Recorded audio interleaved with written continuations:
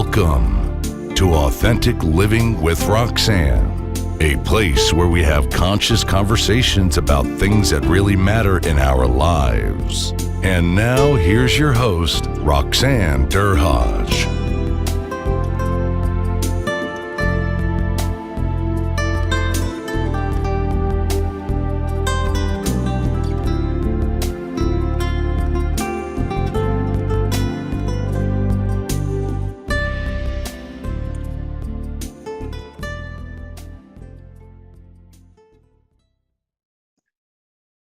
Hi everyone, it's Roxanne Derhodge. Thank you for tuning in again this week to Authentic Living with Roxanne.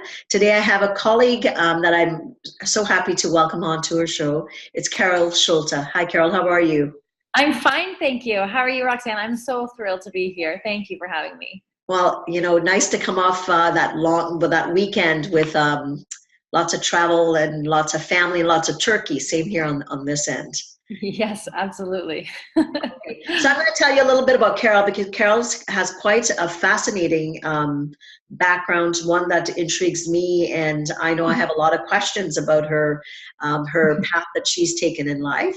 So I'll read a bit about her bio, and if there's anything that I've missed, Carol will fill in the blanks. She's a professional speaker and a founder of an organization called Women Living Big.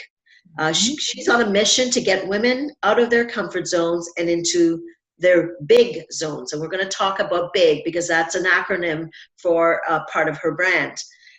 She's lived in ashrams in India, vans in New Zealand. That's the one I want to know more about. Dreadlocks in Thailand. I would say Jamaica, but let's talk about Thailand. And shaved her head while raising money for breast cancer. Wow. And she walks her talk. She recently came back, and I recently met Carol at the Canadian Association of Professional Speakers, where we're both members, where she spent a year away on a remote living and working in a new country per month. Wow. And I'd heard about that when you had come back, so I'm really interested in hearing a little bit more about that. And she's all about saying yes to life. She has a background in theater performance. She's got an MA in communications, and she's worked with international audiences for almost over 10 years. And she's not only been helping people and women stand up on surfboards, but defy gravity while indoor skydiving. And you can find her helping out with bereavement facilitation, training for triathlons, or practicing her serious carpool karaoke game. So that I'm curious about. Hear more about that, Carol. So that's what an interesting path you've taken. So is there anything that I've missed that maybe the listeners should hear about?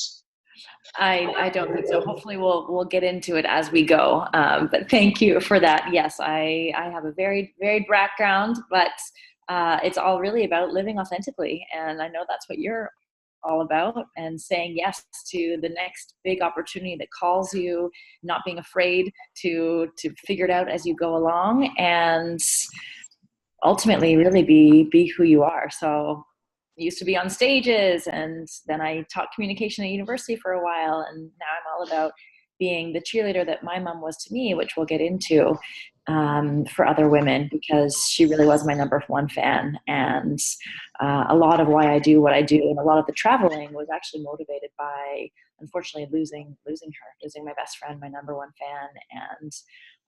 And now recognizing, as cliche as it sounds, life is too short not to be living authentically and not to be doing those things that scare you, because that's when life really happens and where it really gets rich and where you ultimately grow into the biggest version of you.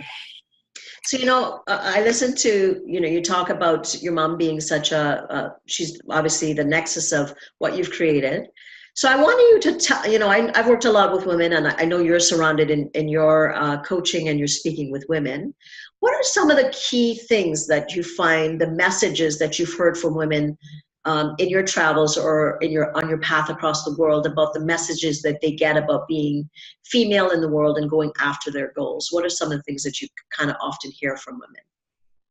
I think a lot of times from women, we hear a lot of excuses and reasons as to why they're not going after what it is that they want. And I think women are different in men in a lot of ways. And a lot of the research that I've done in terms of confidence and bravery and what that looks like is we're actually wired differently. We use different parts of our brains. We actually are more risk averse than men are. We use 25% more of our hippocampus, which is the area of our brain which is connected to connection and people. So we'd rather be liked than be respected. And so that prevents us from sometimes going out there in a bigger way. And we also care a lot about what people think. We have a lot of things that get in our way. And so I call them bravery killers. And the top 3 bravery killers are perfectionism, people pleasing, and pausing, percolating, procrastinating. So we wait until everything is perfect before we come out of the gates, which means that we often wait and don't do anything because we want things to be perfect. We don't want to look bad. We have we want to look good. We have a fear of doing anything less than perfect. So we wait until we have 85 to 95% of the qualifications or certifications necessary before going after the next big thing, be it the job or promotion or opportunity. The second thing, people pleasing, we care so much about what people think. And as women, we're so good at taking care of everyone else around us, putting ourselves last, that eventually we dim our own light or dim our own dreams or dim our own big ideas for lives because we want to make sure everyone else is around us is great. But what I've learned is that when you're not being authentic to who you are, which includes going after your own goals, being true to your values, letting yourself shine, then you're doing a disservice not only to yourself, but also the world, because we need role models. And because when you're using your gifts to help other people, it allows everybody to step in to their light and do the same. So that's the second big one. And then the third one, percolating, pausing, procrastinating, we wait. Dr. Seuss calls it the waiting place. One of my favorite books and great business books, Oh, the Places You'll Go. He talks about this place where people are just waiting for a plane to come or a train to go or a bus to go, waiting around for a yes or no, waiting for the snow to sow, waiting for our hair to grow. Everyone is just waiting. And, we spend so much of our time waiting for things that are out of our control. 693 hours on average for planes, trains, and other forms of transport. 22 weeks waiting on hold for our favorite customer service representatives, the average of 6 months over our lifetime waiting in lines for bank tellers or amusement parks or grocery stores. But the other kind of waiting we do is more detrimental, and we spend a lot of time waiting to feel good enough, waiting to feel ready, waiting for all of our ducks to be in a row, waiting for the perfect moment to magically arrive. And you and I both know, Roxanne, that perfect moment will never magically arrive. It's when we choose it. And it could be today if we recognize that, we only have so much time. Nothing is guaranteed. And so we can't wait anymore to be perfect. We can't wait anymore for permission. And we can't wait to please everybody and still be true to who we are and go after all that we want. So that's some of the biggest things I find when working with women. And long answer. Yeah, but so very true, right? So really, really pragmatic things that people come up with about why they can't do certain things. So if you think of, I'm trying to think of the average person that might come through some of your coaching or some of your events or those types of things. And oftentimes when I coach women, they will have really, really practical reasons. I'm a single mom. My partner is there for me, but he's not that supportive, or, the economics aren't there sometimes. So there's always some valid things. So what do you do? Tell me about some of the things that you expose people to, that deep, authentic space within themselves where they do slow down. What are some of the things that you do either at your events or your coaching that allows women to really kind of connect and listen? Who they are, which I think is so important. And I totally get it. You with the amazing work that you do with women, sometimes they are valid reasons, but sometimes it's really hiding on top of what's really going on.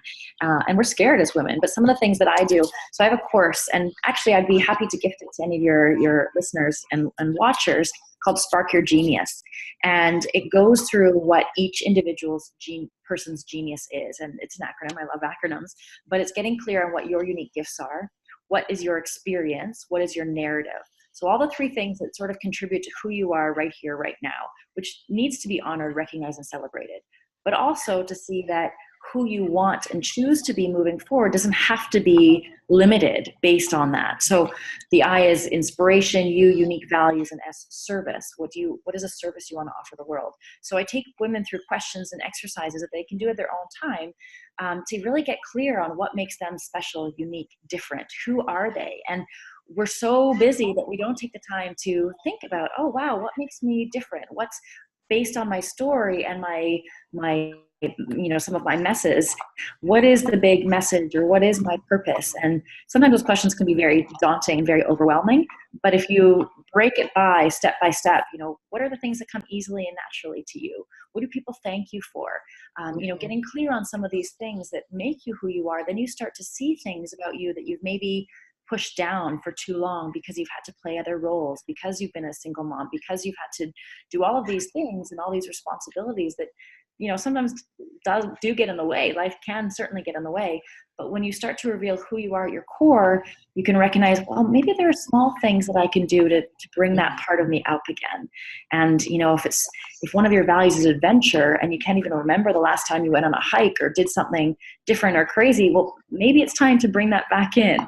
So I think awareness is such a huge part, but asking specific questions for women to be able to highlight parts of themselves that have maybe been dormant or they haven't exposed for a while is really important. So really, sometimes it's very, very small things that people can actually do because they get overwhelmed, with goals, right? So it's kind of like, I'm going to use an example. I saw a girlfriend the other day, and at that time she was never a runner, and I'm maybe 5-10K at that point when I was running. And so it was a friend of mine and her, and she wasn't ready running, and we just went for a not a very far run, and she was like turning red, like she was was in relatively good shape but wasn't running. And I remember talking to her. I just ran into her at the grocery store just in my little town, and I said, remember that time when you went running with myself and my other friend, and you were so beat red? And I said, we were killing ourselves laughing. She has since gone on to do, she's been in the Worlds for her category. She's gone and exactly, she's qualified for the Worlds a couple of times, and had always said that, I remember when we were younger, she had young kids and had kids quite young, and she had always said that she wanted something special in her world. So I was giggling with her the other day at the store as we're packing her groceries in her trunks, and I said, remember that time? And I said, isn't it interesting when you set yourself, at that point she hadn't set her sights and competing at that level for her category, and had gone on, I think she's gone to the Worlds twice, has qualified twice, and is now a third time. What an impressive thing for a friend. Wow. And she was saying that she was listening to the podcast, so I hope she listens to this one. Also because she, as a mom that had young kids, had always said that she wanted to do something special, found that within herself, and has just gone in an Ironman, a half an Ironman, just recently. Good for her. So that speaks to what you're saying, right? It's so true. We can put the roadblocks, but it's finding, what's my story? Where am I at? What do I love? Like, do I like painting? Do I like outdoors? Do I like reading? What is it that I do? Do I like helping others? How can I be of service? Because that doesn't cost any money to be able to go out and volunteer somewhere, but it's having that belief in yourself that I have something to give back to the world, which is what I hear clearly that you do with the women that you come in contact with.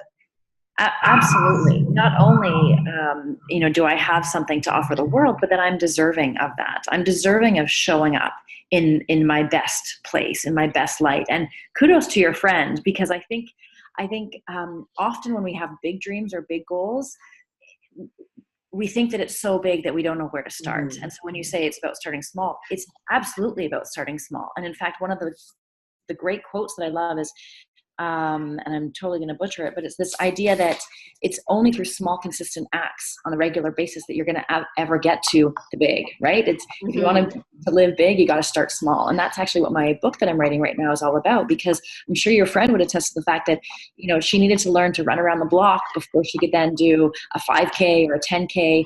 The problem is that women want to have it figured out right away, as I was mentioning before, that if they don't think they're going to be good at it, they have this idea that they're never going to be able to good at it. And Carol Dweck does a lot of work on this growth mindset, and the idea that as women, we can't think that the skills we have today are the skills that we're only ever going to have for the rest of our life. We have to be willing to grow, get messy, try things out, and take one small step at a time. And I think something like a half Ironman or a running race, that's what I love so much about the physical activities and exercises that we do. I took a group of women to do their first try just a few weeks ago, and can attest to the sheer sense of accomplishment that they had crossing that finish line. And it's actually not about crossing the finish line. It's about signing up for the race in the first place. It doesn't matter where you come in. I mean, the fact that your friend qualified for Worlds twice is incredible, but it's about doing the thing. Like, that's the goal and that's the win, right? And that's what getting into your big zone is all about. It's experiencing it, not necessarily to check something off your list, even though, I'm all about the bucket list. It's really about who do you need to become in the process, and just signing up for the thing is where you win.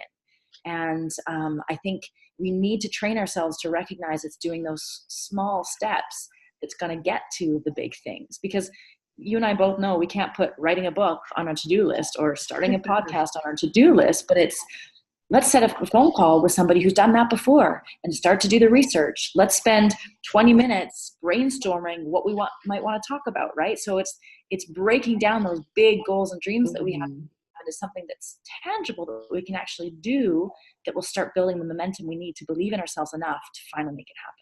So what I'd like to talk a lot about, because I know with all of us that have gone through achieved goals, sometimes that, that chatter in our head is the one that we need to turn down.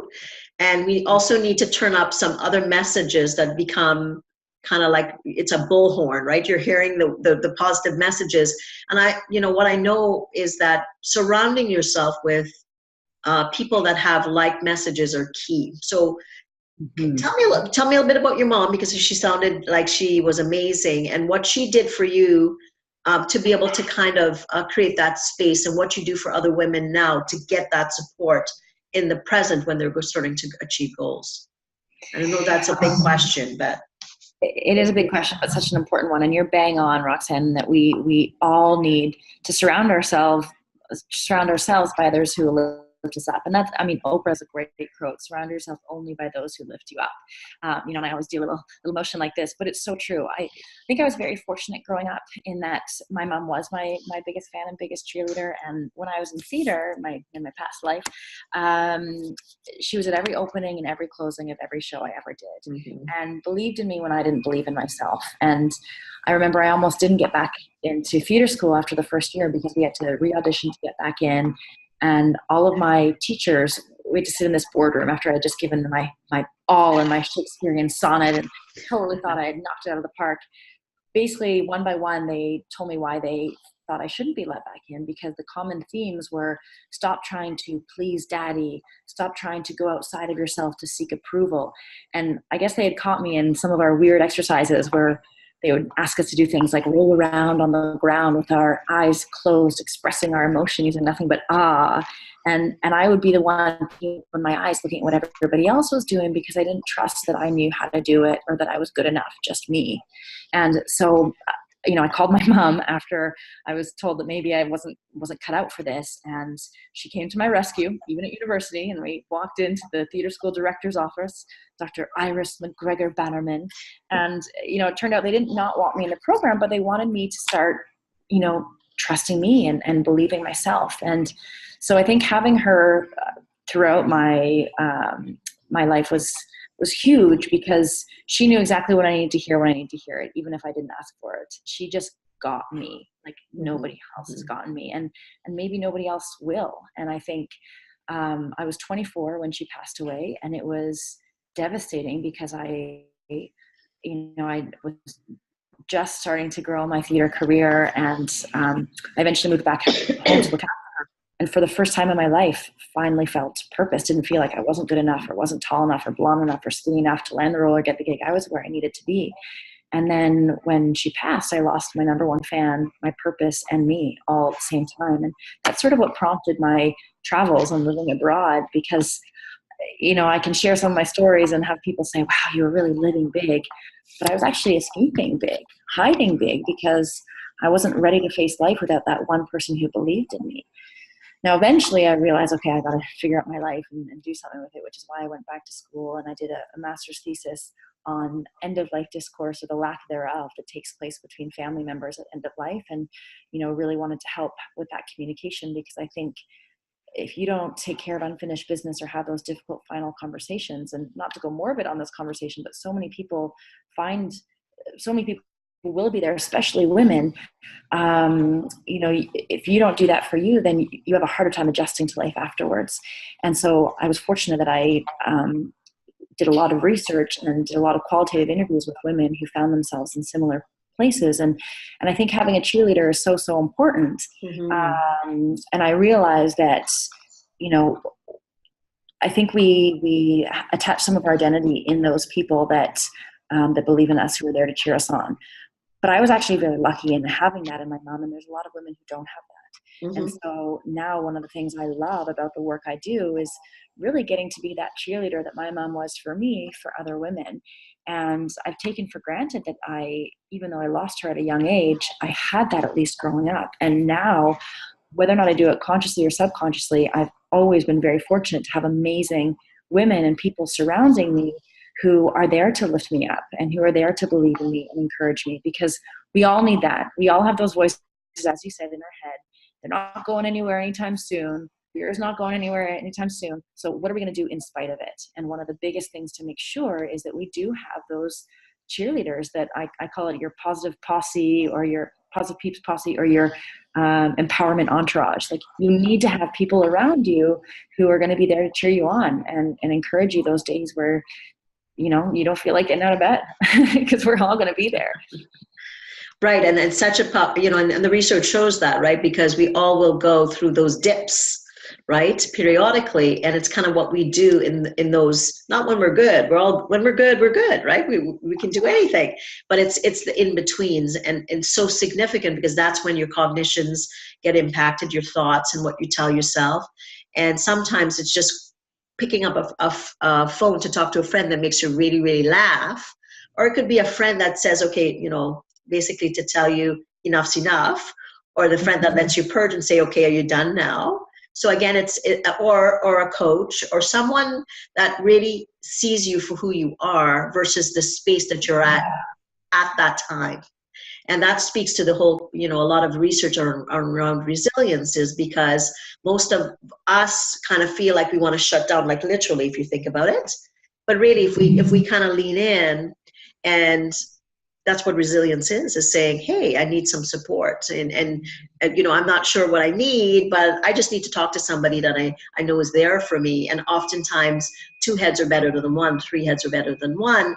And before you know it, you've kind of gotten out of the emotional part of the brain into that logical part of the brain that reminds you, wow, I did this, and this today, but in the last 25 minutes, I put myself in this state. So it's really to that, what that support system does for you. Now, tell me about some of the events that you've done, and because they sound fascinating. I was on your website. I saw a beautiful picture with a lot of women. So what are those events about, and what do you get into at those events that the listeners or viewers might be interested in? Well, we do lots of events that kind of physically ask you to get a little bit out of your comfort zone, because what I found in my research and in doing these events and conferences is that when you are physically pushing yourself beyond what you thought possible, then all of a sudden what becomes possible after that mentally in your life and in your business just skyrockets. So we did our first female conference almost 2 years ago, and it involved a lot of physical elements. So we had a foam pit where you could literally take the leap. There was a ladder where you could jump off or leap off or fall off. We had African dancing, we had drum circle, we had learning juggling, learning self-defense, sign language, all of these things that maybe women have always wanted to do but haven't actually done or made happen. And then on a monthly basis, we do events, whether or not it's indoor skydiving or axe throwing. When I was living abroad, I did a different Women Living Big event in each country. And so we would depending on what was sort of big where we were at. It was, it required a lot of quick thinking and researching once I landed on the ground. Okay, who are some local people I can connect with? What seems to be big there? So we did things like surfing in Lima, Peru. We did paragliding in Colombia. We did a vino and vulnerability night in Buenos Aires. So we had wine tasting, but also we all had very vulnerable questions that everybody had thrown into jars, and we got to know people on a very different level, which was huge too. But really it's an opportunity for women to allow their most authentic selves to come out, but also to push themselves beyond what they thought possible. And a sense again of accomplishment. And when you face your fears and you're physically getting out of your comfort zone, and the growth that happens and the confidence and the bravery and courage that comes as a result goes on for way past that event, because you've lived it, you've experienced it, you've felt it in your body, and you can go back to that moment and remember it. Mm-hmm. And so when you're coming up with those challenges or those voices are getting in your head again, you can say, oh, I went skydiving. If I did that, I can make this phone call, I sometimes need those reminders. So it's just an opportunity for women to do these things that they've always thought about doing, so that they can surprise themselves in terms of what's actually possible. And it's great bonding. You meet some awesome women there. One of the best compliments I've ever had for my events is, they're like, I don't even know what this event is about. Like, I just sign up because I know I'm going to meet the most amazing women there. And so we've built a really, really great community. And we get to have fun, push ourselves, and live big together. So it's really about people being able to leave behind all responsibility, to get to try things that, normally you'd have to coordinate or whatever. They can just go in and say, oh, well, I'd like to throw an axe, or I'm afraid of heights. And then having a cheerleading team, I would think, around you, and then doing it. I remember when I learned to scuba dive, I'll give you an example. And okay, I grew up in the Caribbean. I should be good with water, right? Like, what's the big deal? So I'm like, okay, what's the big deal? So I go, to a family member's pool. I almost killed myself, I think, 4 times, right? Because I had to take off my mask. Well, I like water, but the element of saying to me, I have to take off my mask. I love water, but I didn't like the issue of losing that sense. So I had the instructor, and, at the bottom of the pool with me. I was fine, but I kept saying, I'm out of here. So I took off my mask. I would get back up because I was scared. Kept getting scared. And then I remember him looking at me, and he said, when we were at the top yet again, he said, just look at my eyes. He said, all I want you to do before you take off your mask is to look at my eyes. And remember, all you have to do is to breathe. You can't see me, but all you have to do is breathe. And I remember I went back down begrudgingly because I had to get this certification. I remember looking at his eyes, following his direction, taking it off. But of course, with the, everything bubbles up. I'm not seeing anything. And then I slowly, because I had calmed down, instead of being fearful, slowly put it back on. And like when you talk about those moments, right? I was like, wow, what a big deal that was, right? Because I was only 8 feet. I could have swam up, but it's the brain almost forgetting and thinking I couldn't do it until I did it. And what a magnificent experience that was. Because if I didn't do it, I couldn't do it in open water. And if I couldn't do it in open water, I wasn't getting my certification, and I would have missed out on 10 years of some of the most amazing experiences diving in my life. Right. Wow. And, so I could just imagine some of the things, or even the women at the try that go through it and they do it, that euphoric experience. And the body, as we know, as a psychotherapist, keeps the score. It remembers. So even when you're feeling down, you go back to that place, you can kind of almost archive it again, and then it helps you to gain that momentum. So I think that sounds like a fantastic experience to be able to come out to an event like that. Well, thank you for sharing that story, because that is huge. And for a lot of people, don't take for granted, don't take it lightly, like being in water and open water, but even in a pool. For a lot of people, that is extremely scary. And I think that's the thing that we have to remember. And going back to what you were saying before, we think we're afraid to ask for help often, and we suffer in isolation because we want to have it all figured out. And women especially, we compare ourselves to everybody else that we see out there. Social media does not make it any easier, and we assume that we're the only ones who are suffering, or we're the only ones that have this fear. But it's all relative. We all are going through our own demons. We are all facing our own fears, and that is a huge thing. And you had a great line where you said, I had to do it before I could think I could do it. Like, you just did it. And I think that's with so many of these things. We're not going to have it figured out before we do it. That's the whole point. Life is uncertain. We can't be certain before we try something. And so we have to get comfortable in the uncomfortable. And I know it sounds cliche, but you're not going to know if something's going to work before you do it. So you got to do it, and then you'll figure it out. And it's that being brave enough to be able to say, okay, yes, I'm going to try this. I don't know how it's going to work. But you always regret the things you don't do way more than things that you do.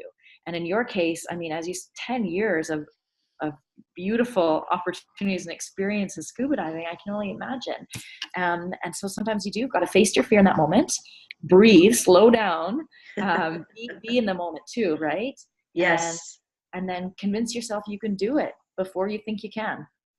So, it's interesting, right? Because a lot of times what my coaching clients or my practice clients they'll take someone that's, they look at someone that they think, I admire that person, or I see them and they've achieved so much, and they compare themselves to that person, not knowing the backstory. And what I feel privileged to have seen in my career, I'm sure you too, is that the people that have really become successful have had such a story. And then when you dig in, when they share it with you, you go, I would have never thought that about you. And but women sometimes will compare and say, well, I look at Carol, or I look at Roxanne or Suzanne or something, and I don't see that she's ever been through anything. I just see the success. And I think when women get together, and also men, and not to take away from any man listening today, is when we share openly, we are so much stronger. Yeah. Right. But unfortunately, as we grow up in Western society, we get told, it's all about it's about being able to rely on yourself. It's not about reaching out, which we really realize that truly is not, that's not resilience. Resilience is connection, and connection is being vulnerable, letting people see. Absolutely.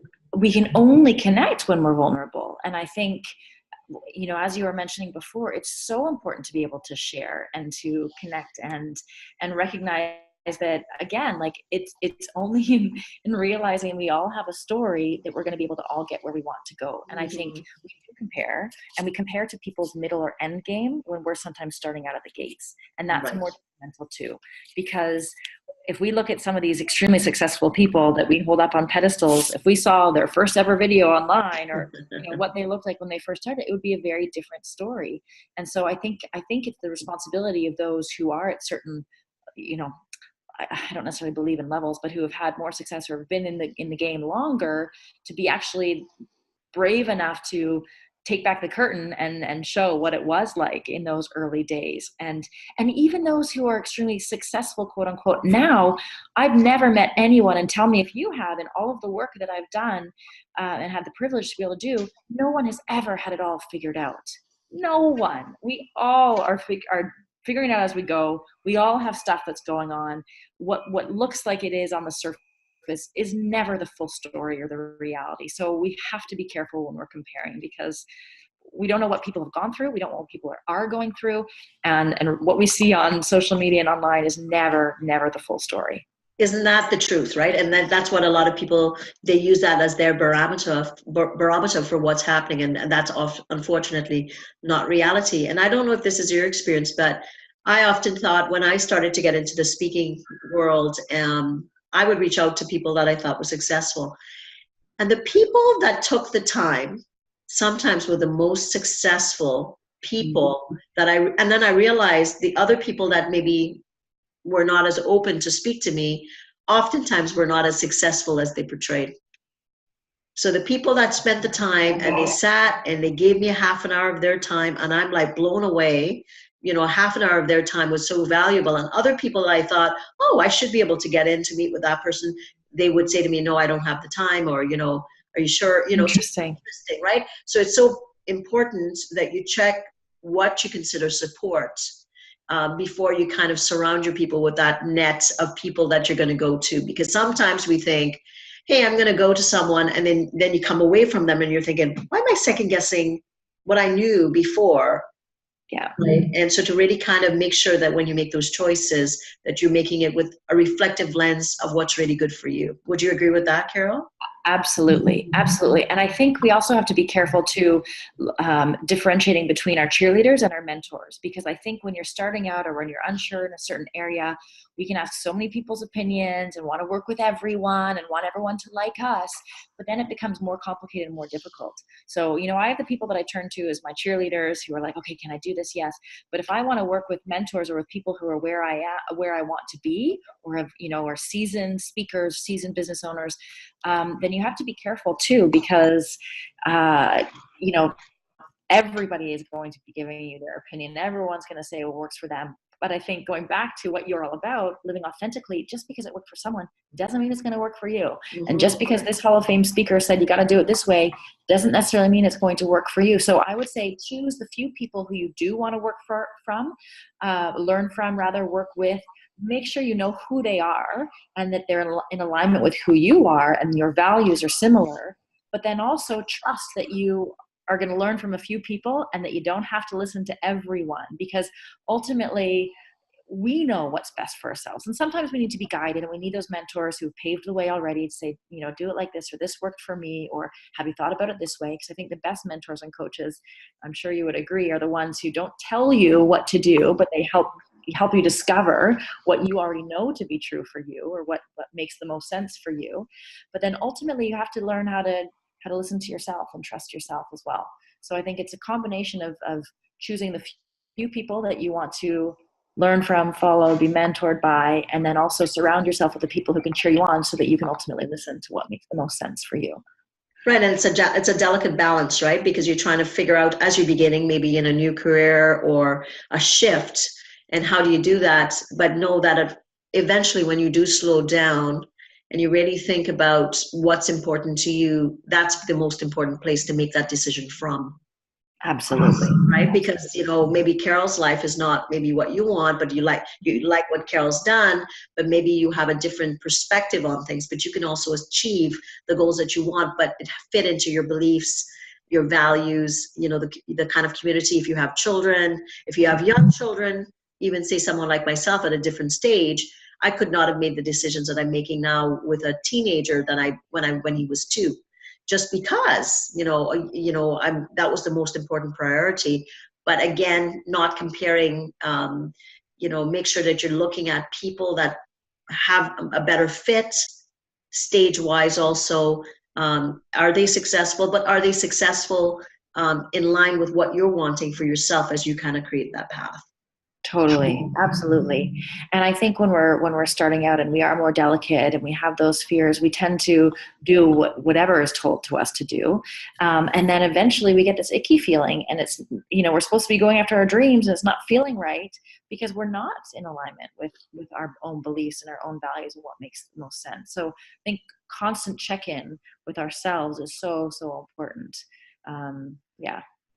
So Carol, this has been a fascinating talk, and I can see how much alignment our brands do have. So for anything, do you have anything that is coming up that you'd like to share with the listeners or the viewers that they could get involved with, or how do they reach out to you if they're wanting to work with you? Well, you can definitely go to womenlivingbig.com or carolschulte.com. Either of those, I've got some a Living Big manifesto that you can get, and you can get top reasons why you may or may not need a bucket list and what that means. But I've got a pretty exciting program coming up, which is called My Big Life. And we get into, which we didn't have a chance today, but getting into the 3 areas of big, what that means and what that looks like in practice. And it's a combination of getting clear, not only on your values, you create your personal mission and manifesto. You really look at the elements that make up the biggest part of you in the work that you do, but we also match it with experiential learning, which is what makes it so powerful. So in Toronto, we do things like edge walk, indoor skydiving, ninja course. And we're also doing it in other areas too. So that's a really exciting program that I only work with a few people at a time. So I can share the link for an application to that. But for anybody who is in the GTA, on October 27th, Women Living Big is turning 3, and we are going indoor skydiving, and we're doing an awesome workshop event called Ignite, how to get out of your comfort zone and into your big zone. And it's going to be a really fun day, and I would love to invite anyone who's interested in coming along for the celebration and to defy gravity and go skydiving with us. It's going to be lots of fun. Wow, that sounds like a lot of fun. So it's in Toronto. Okay, that's good to know. So the 27th. Mm-hmm. Well, Carol, this has been a pleasure. And what a value you're giving to people out there, not just, I'm sure men also get value, but to women, that I think sometimes you're so right. We take on so much responsibility that at the end of the day, you forget about yourself. And just to have that permission to be around other women, maybe at different ages or stages, or who have accomplished things or have made different decisions. What a gift that is, to be able to be around that and then try something new. And what we know from the research, doing, we may not feel like it, but once we start to move, the emotion and the thoughts catch up afterwards. So, the research shows that with anybody that's down or depressed, get up, do something, and then that eventually impacts how you think and feel differently, which is what you're doing, with a lot of people. And then the thought, right, like my little scuba diving thing, like then I thought I could do anything.